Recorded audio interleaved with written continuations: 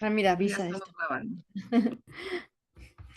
Bueno, pues el otro día no lo hicimos, pero en toda actividad de Dharma tenemos que siempre poner una motivación y al principio y al final una dedicación. Esto es importantísimo siempre para que realmente si queremos que la actividad sea de Dharma, si solamente una cosa académica que queremos aprender la teoría de mentes de manera académica, no, pero para que sea Dharma, entonces tenemos que tener una motivación de refugio, por ejemplo, ¿no?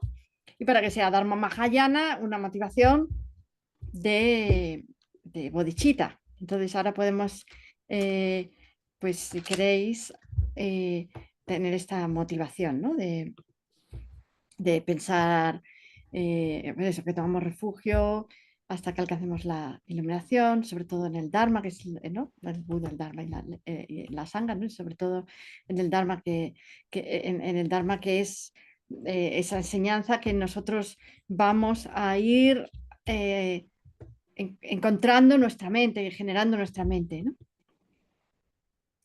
Pues porque sabéis que hay el Dharma que se estudia y el que se asimila y se realiza. Aquí yo estoy admitiendo gente, no sé qué, parece que viene gente.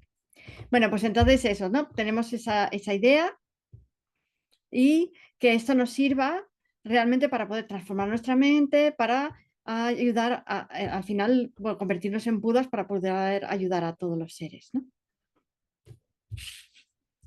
Así que esa es nuestra motivación. Bueno, pues voy a compartir la pantalla y entonces si quieres empezamos la clase con la pantalla compartida, era aquí, me parece aquí. Compartir, le doy a compartir. Vale, toda la pantalla. Bueno, pues creo que este. No, no sé cómo, ¿lo veis? No sé cómo lo veis. Eh, ¿se Y ve ahora lo que se estoy ve viendo bien, yo? muy bien. Vale, pues entonces vamos a reproducir. Vamos a empezar Se aquí. ve Teoría de bien. mentes 2. Objetos y poseedores de objetos. Entonces, hoy vamos a ver la diferencia entre lo que en tibetano o en budismo se le llama objetos y poseedores de objetos.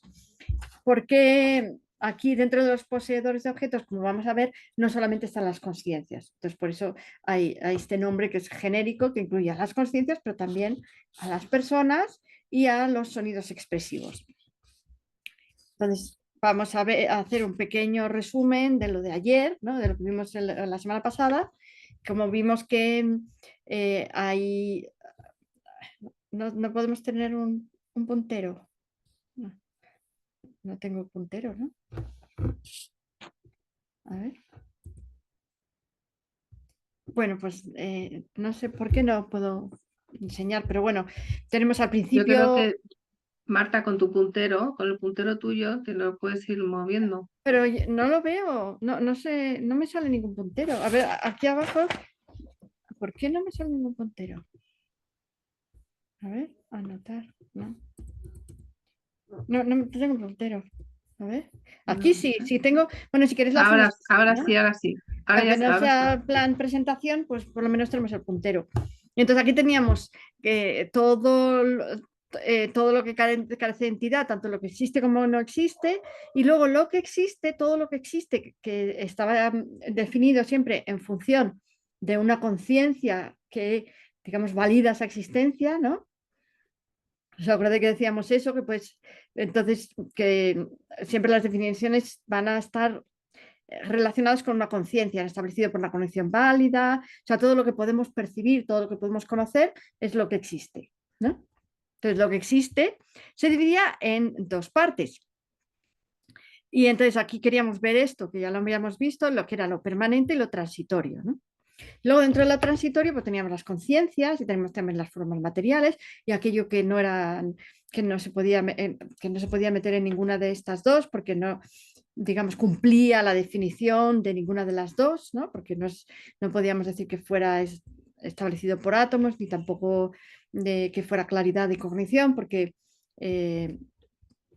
pues eso, porque no era completamente ninguna de estas dos opciones, entonces mm, lo metíamos aquí. Y después vimos que dentro de la forma teníamos las formas externas, las internas, y dentro de las formas externas teníamos todo lo que eran las consciencias sensoriales, todo lo que pueden percibir las consciencias sensoriales.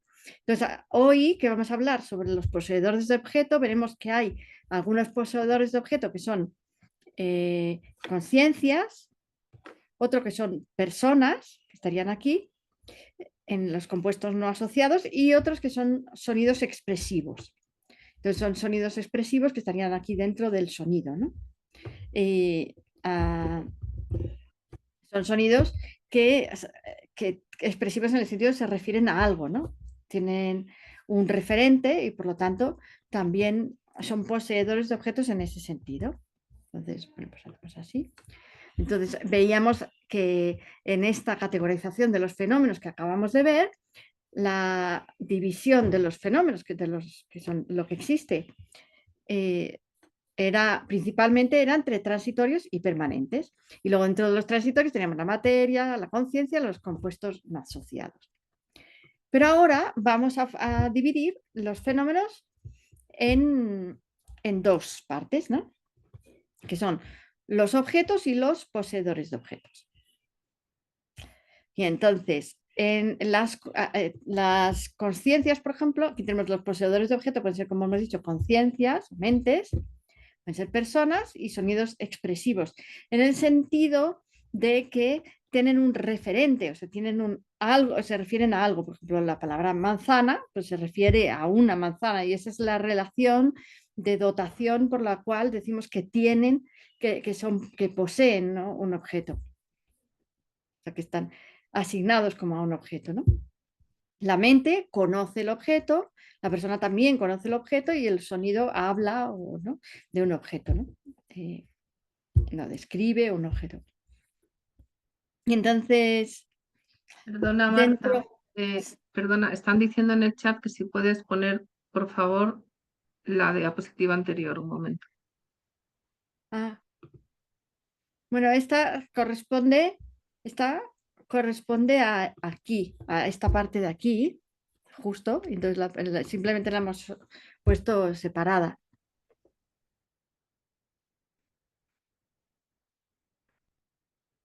Y entonces, aquí lo que nos va a interesar, por supuesto, son las mentes. Entonces, las mentes son poseedores de objeto y diréis, bueno, pero las mentes también son objetos porque existen, ¿no?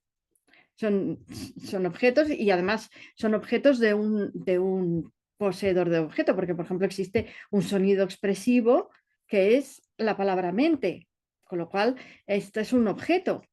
Pero la mente, digamos, en este caso, es un objeto, sí, pero no es un objeto dentro de la división entre objetos y poseedores de objetos, a no ser que la estemos tomando como, en este caso, como un objeto o de otra mente o de una persona o un sonido expresivo. Pero dentro de esta división, nosotros vamos a separar aquello que son, que es el objeto y el sujeto, ¿no? El sujeto de ese objeto, como separados.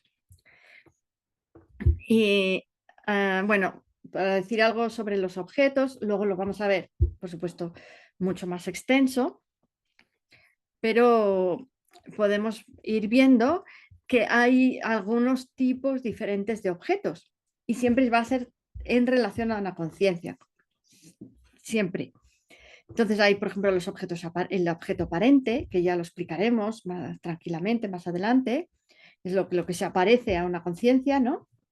El objeto aprehendido, lo que aprehende una conciencia, el objeto implicado. Hay más tipos de objetos y ya los veremos porque nos van a servir mucho para comprender cómo se relaciona una conciencia con su objeto, ¿no? Y entonces, al hablar de objetos, hablamos de objetos siempre en referencia a esto, ¿no? A cómo los percibe la conciencia, ¿no? O qué papel forman en la percepción, en la cognición, en la comprensión de un objeto. Así que tenemos los objetos y poseedores de los objetos. Luego sí que tenéis alguna pregunta. Y podemos pasar entonces a, dentro de estos 3 tipos, al que más nos interesa, que es la conciencia, ¿no? Porque vamos a hablar sobre conciencias. Y hay 2 tipos de conciencias. La conciencia se puede dividir de muchas maneras y esto es lo que vamos a estudiar en este curso precisamente, todas las maneras en las que se puede dividir la conciencia. Y esta es un tipo de división en 2, que luego veremos que hay muchos tipos de divisiones en 2 de la conciencia. En este caso, como para introducción de la conciencia, nos viene muy bien saber que existen estos 2 tipos principales, que son la cognición válida, que es la que la cognición que valida la realidad, y la cognición inválida, que es que no valida la realidad, ¿no? Que no le da realidad al objeto que conoce. Entonces, aquí he puesto un ojo mirando una manzana, porque sería un tipo de cognición válida, sería, por ejemplo, la cognición visual que percibe una manzana, una cognición sensorial visual que percibe una manzana. Esta sería aquí. Y luego una cognición válida sería, por ejemplo, la cognición visual de una persona que, por ejemplo, se está haciendo así en el ojo, entonces se está apretando el ojo así por debajo, entonces en vez de ver una manzana ve 2, ¿no? Pero en ese caso esa cognición ya no es válida, que ya digamos que ya hay un fallo en la percepción, ¿no? Debido a que ya veremos también hay distintos tipos de fallos, ¿no? ¿Qué tipos de fallos hay que hacen que una cognición no sea válida? En el caso, por ejemplo, de las cogniciones sensoriales, o donde pueden estar los fallos para que la cognición no sea válida. Entonces hemos puesto aquí, yo no sé si esto es empezar demasiado temprano. Hay las cogniciones válidas, solo pueden ser estas 2, que son la directa y la inferencial. O sea, esto significa que una cognición válida solo puede ser o una cognición directa, que normalmente van a ser cogniciones sensoriales, ya veremos que hay más también, pero por ejemplo, pues eso, veo la manzana con un órgano sensorial que está sano y no he tomado ningún estupefaciente, ni me estoy apretando el ojo, ni nada. Entonces, esa cognición directa es una cognición válida.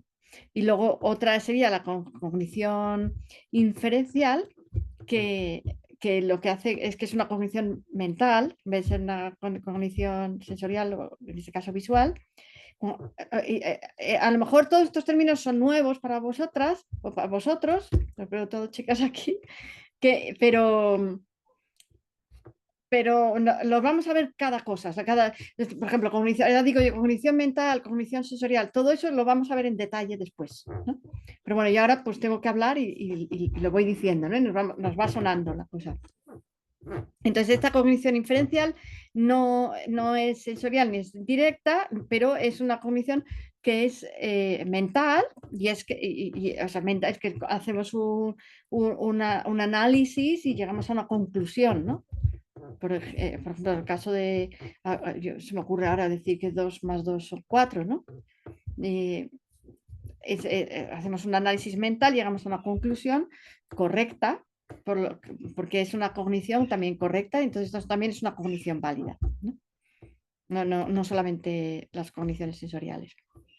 Y luego las cogniciones inválidas, así para que nos vaya sonando, son la subsecuente, la correcta, la suposición correcta, que simplemente dices, pues debe ser así, pero no tienes muy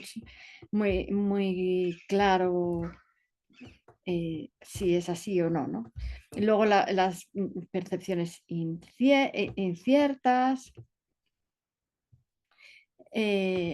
la duda y las cogniciones erróneas. Todas estas, para que nos vayan sonando, todas estas son las erróneas, por supuesto. Entonces vamos a poner aquí un poco ejemplos. Bueno, la cognición válida es una cognición que es lo que se llama prámana. Habéis oído hablar a lo mejor de Pramana, ¿no? El Pramana Vartika, ¿no? El comentario sobre la cognición válida y todo el asunto de Pramana es el asunto de la percepción, ¿no? De saber cómo existen los fenómenos, cómo nos relacionamos con ellos, porque todo siempre por medio de una cognición válida. La cognición válida debe estar muy bien definida e identificada porque es lo que nos va lo que nos va a validar la realidad. Estamos soñando, esto es cierto, no es cierto, lo que estamos percibiendo, qué cosas son ciertas, cuáles no, ¿no? De qué cognición nos podemos fiar, ¿no? Y la definición de cognición válida es cognición nueva y no engañosa. Pero vamos a hablar un poquito de estos términos, ¿no? La cognición nueva y no engañosa es una definición que usa la escuela saotrántica y nosotros vamos a ver siempre esta clase va a ser desde el punto de vista de la escuela saotrántica, porque luego otras escuelas van a diferir en algunas cosas y eso lo veremos después cuando estudiemos escuelas, si algún día estudiamos escuelas, pues ya más adelante ahí veremos todas esas diferencias, pero ahora lo vamos a ver desde la escuela saotrántica porque es una escuela que está muy clara, es una escuela materialista que cree en la existencia material de los fenómenos, en la existencia externa de los fenómenos que están ahí, llegas y los percibes, entonces es un tipo de percepción que digamos estaría más de acuerdo con incluso la ciencia, ¿no? A no ser que nos metamos ya a lo mejor en físicas cuánticas y cosas así. Que, yo no sé, algo por hablar. Entonces, tenemos aquí la definición y he puesto aquí un poquito lo que significa cada parte de la definición. Tenemos el término cognición, que se utiliza para excluir cosas que no conozcan. Antes, cuando hemos hablado de la mente, quizá yo debía haber mencionado que la mente se define también como claridad y cognición, ¿no? Entonces, la cognición es una característica específica de las conciencias. Los objetos físicos, o sea, la piedra, yo qué sé, la madera, las tijeras que tengo por aquí, lápices, esto no tienen cognición. No son poseedores de objetos, son únicamente objetos en esta división, ¿no? No tienen esa característica de claridad y cognición que tiene la conciencia. Entonces, el término cognición excluye todo eso, ¿no? Incluso los órganos físicos, porque el ojo no tiene esa característica de claridad y cognición. Incluso yo diría que hasta la persona, porque la persona tiene una conciencia, pero no es una conciencia, ¿no? Entonces, esa característica de claridad, porque también le llaman claridad un poco porque la luz, por ejemplo, nos permite ver las cosas, ¿no? Entonces es un poco como comparándolo con la luz, ¿no? A la mente. También se dice que es como de naturaleza luminosa, ¿no? Cuando realmente comprendemos la mente o llegamos a ver la mente, la vemos con esa naturaleza luminosa. Pero bueno, entonces esta parte de cognición excluye todo lo que no es una mente que sea una cognición válida. O sea, una cognición válida tiene que ser una mente. Y luego el término nueva excluye la cognición subsecuente, que ya lo veremos también, que es un tipo de cognición que es el segundo momento de percepción. A lo mejor es igual de bueno en el sentido de que no es engañoso, pero según esta escuela saotrántica, el primer momento de percepción, digamos, es el momento en el cual tú tienes el contacto y haces digamos, la comprensión, ¿no? del objeto, porque después, una vez que ya has pasado este primer momento de percepción, el segundo, tercer momento de percepción, por ejemplo, de esta manzana, ya no son independientes, sino que se basan en el primero. Entonces es un poco como si el primero hubiera dejado la idea esa de la manzana o el concepto de la manzana y después los demás, digamos, como que utilizan esos residuos que ha dejado el primero para comprender la manzana. Con lo cual, la verdadera cognición válida es el primer momento de percepción para la escuela saotrántica. Que luego eso ya lo podéis debatir si queréis. Y después tenemos la tercera parte, que es la parte de no engañosa, ¿Qué es lo que hace? O sea, las definiciones tienen que incluir solamente a lo que, el definiendum y excluir todo lo demás. Y entonces tienen siempre cláusulas dentro de la definición que incluyan eso y cláusulas que excluyan todo lo que no sea eso. De manera que sea una buena definición que solamente defina su definiendum, ¿no? O sea, lo definido. Entonces, en este caso, tenemos cada cláusula nos sirve para excluir algo. Entonces, no engañosa nos excluye, pues, la suposición, la duda y el conocimiento erróneo. Entonces, aquí tengo, bueno, aquí, por ejemplo, la duda sería en este caso, ¿no? Tengo aquí la manzana, pero esto que es una manzana, pero no lo tenemos claro. Pues eso no es una cognición válida. La cognición válida tiene que comprender su objeto, saber que es una manzana, ¿no? Entonces, hay muchas maneras en las que, y bueno, lo voy a hacer, esto lo voy a mencionar muy poquito y ya lo vemos el próximo día, porque se nos ha acabado el tiempo. Hay muchas maneras en que una cognición puede, puede tener cierto equívoco con respecto al objeto. Entonces, puede ser equívoca, como pasa como pasa con todas las cogniciones conceptuales, que no son, por ejemplo, las sensoriales. Puede ser errónea completamente, porque estamos viendo aquí los famosos cuernos del conejo que no existen, o puede ser engañosa. Y esto os lo dejo aquí porque el próximo día lo vemos, porque ya se nos ha acabado el tiempo, porque ahora vamos a pasar a los 5 minutos de meditación, ¿no? Mañana lo explicaremos bien y hoy nos quedamos un poco con esa idea de que hay objetos, vamos a pensar un poco, hay objetos y poseedores de objetos. Los poseedores de objetos pueden ser, como hemos dicho, las mentes, las personas y los sonidos expresivos. Y dentro de las mentes, de las conciencias, tenemos las que validan la realidad y las que no, ¿no? De las que digamos que son confiables y las que no. Y nos aportan una información confiable o no, ¿no? Entonces, bueno, vamos a pensar qué significa, un momento, vamos a meditar un momento, qué significa poseedor de objetos. Vamos a cerrar los ojos si queréis. ¿Cuántos hay? ¿Os acordáis? ¿Y por qué se les llama poseedores de objetos? ¿Qué relación tiene con los objetos?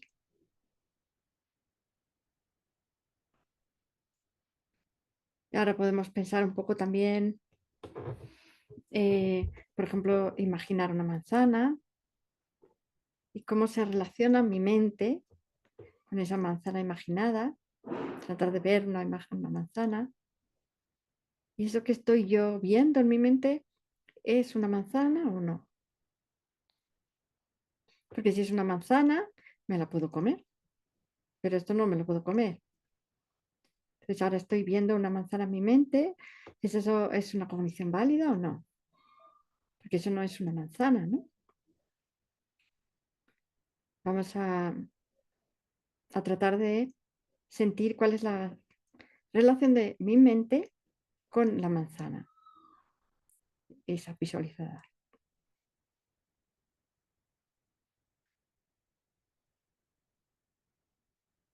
También podemos intentar hacer la división de la persona y la mente, porque aquí tenemos dos poseedores de objetos, ¿no? Yo, la persona designada, y después la mente. ¿Cómo se relaciona la persona con la manzana? ¿Cómo se relaciona la mente con la manzana?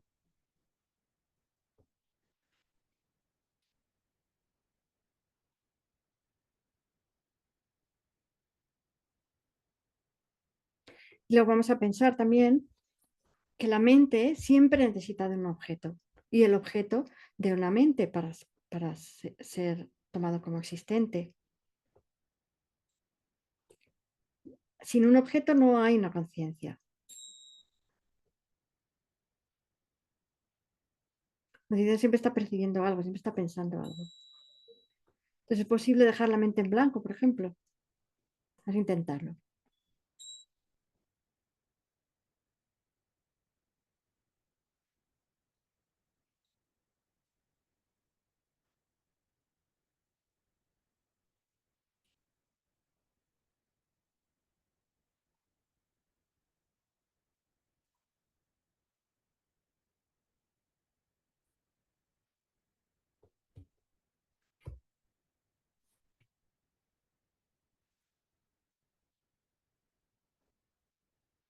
Están las conciencias sensoriales también, que están escuchando cosas.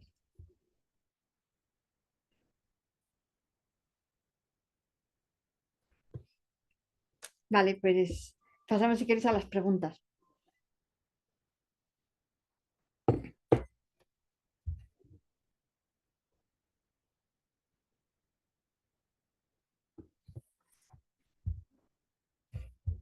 Sandra, pasamos a las preguntas ya. Voy.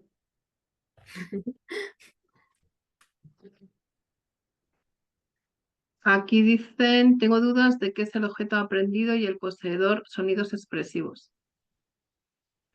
El objeto aprendido y el poseedor de objetos que son los sonidos expresivos.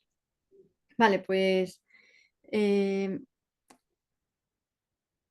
la, la suposición correcta decía, perdona.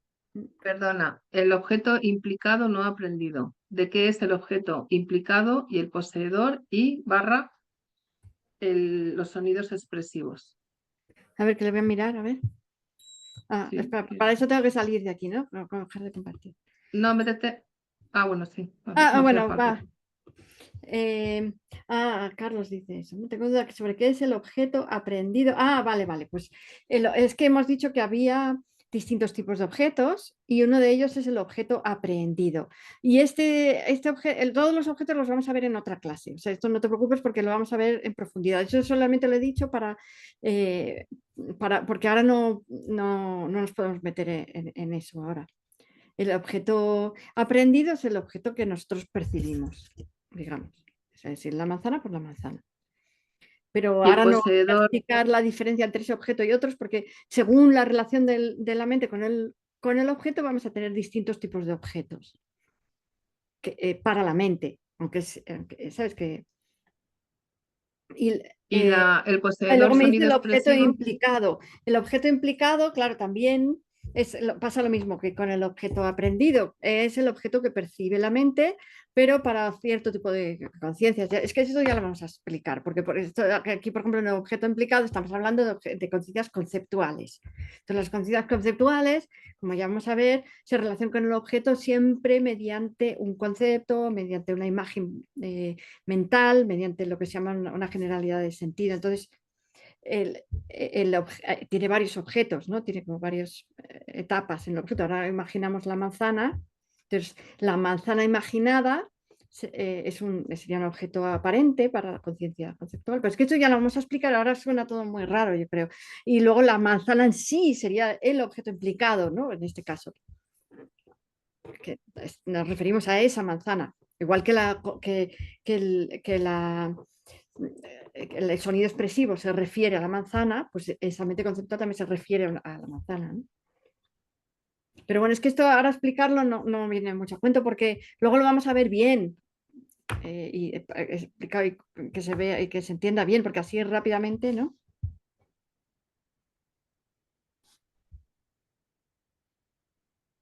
Luego me dice, aquí hay otra pregunta, ¿no?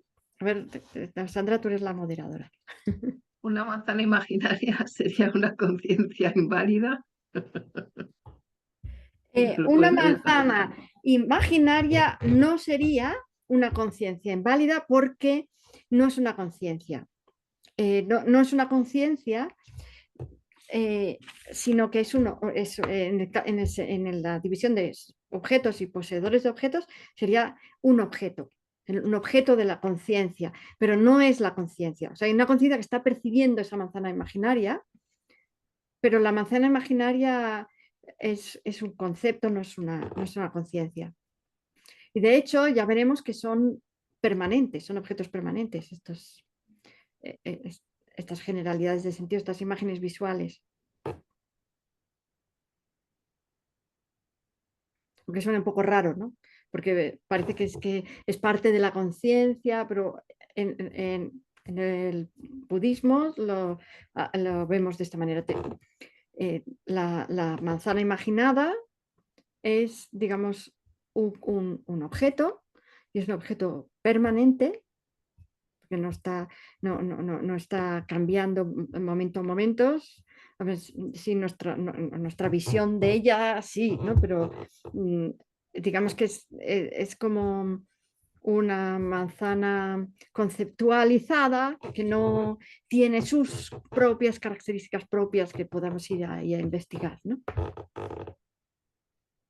Sería un poco como lo que decías del gato que no está, o sea, ¿no? Como objeto permanente. No, no, hay un gato que no está, pues aunque tú te imagines la manzana que no está, pero es como también permanente en el que no está, en la sensación de que no está, ¿no? Sí, bueno, eso es una pregunta que la podemos guardar para las preguntas con Gesela, porque realmente es muy extraño. Yo siempre lo he encontrado muy extraño el hecho de que estas generalidades de sentido que se llaman, en tibetano le llaman generalidades de sentido, como que es como si fuera, yo creo, como una de las ideas platónicas, ¿no? Que como coges, es una especie de como de manzana genérica, ¿no? Lo que estás viendo, que no es una manzana concreta, ¿no?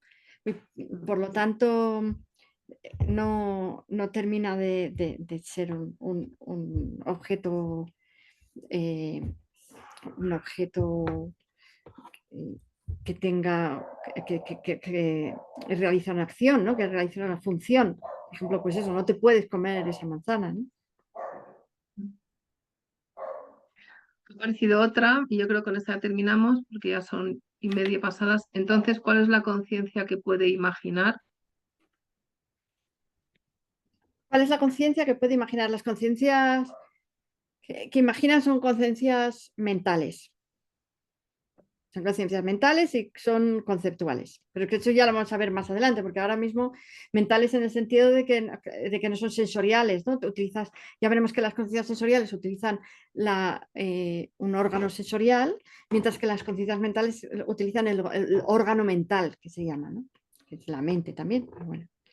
Y entonces, pues no estamos recibiendo ese input externo, sino que estamos jugando con el input antiguo que ya tenemos, haciendo eso como mezclas. Vale, Vale. pues entonces, bueno, vamos a dedicar los méritos de haber venido a la clase hoy.